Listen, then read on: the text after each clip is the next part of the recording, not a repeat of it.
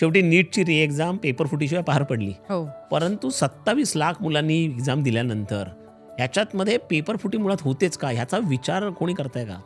27 लाख मुलं देतात एक्झाम. ह्याच्यापैकी किती मुलांना गव्हर्नमेंट कॉलेजेसमध्ये जे प्रेस्टिजियस मेडिकल सीट्स आहेत त्यातल्या किती जणांना मिळतात? कारण गव्हर्नमेंट मेडिकल सीट्स ह्या फक्त 60,000 आहेत. 59,000 टू बी व्हेरी प्रिसाईज. याचा अर्थ फक्त 2.7% मुलांना 27 लाखमधल्या ह्या गव्हर्नमेंट सीट्स मिळतात. बाकी त्यांना प्रायव्हेट मिळतात, त्या 60,000 Right. आणखीन आहेत. परंतु इतकी स्केअरसिटी आहे. Harvard which is one of the world's best institute म्हणतो त्याच्यामध्ये सुद्धा एनरोलमेंट रेशो हा 4.7% आहे. म्हणजे भारतामध्ये नीटची एक्झाम पास होऊन गव्हर्नमेंट कॉलेज चांगलं मिळणं हे हॉर्वर्डमध्ये एनरोलमेंट मिळण्यापेक्षा सुद्धा डिफिकल्ट झालेलं आहे. आणि ह्याच्याचमुळे नीटची परीक्षा ही काही सिलेक्शन प्रोसेस नाही आहे, ही स्केअरसिटी मॅनेजमेंट करण्याची प्रोसेस असं माझं स्पष्ट मत आहे.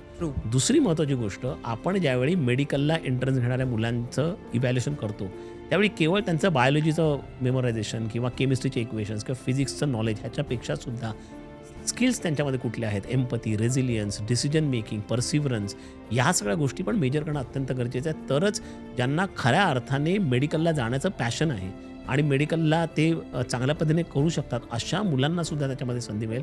केवळ जे पेपर क्रॅक करतात त्यांच्यापेक्षा सुद्धा या मुलांना संधी मिळणं जास्त गरजेचं आहे.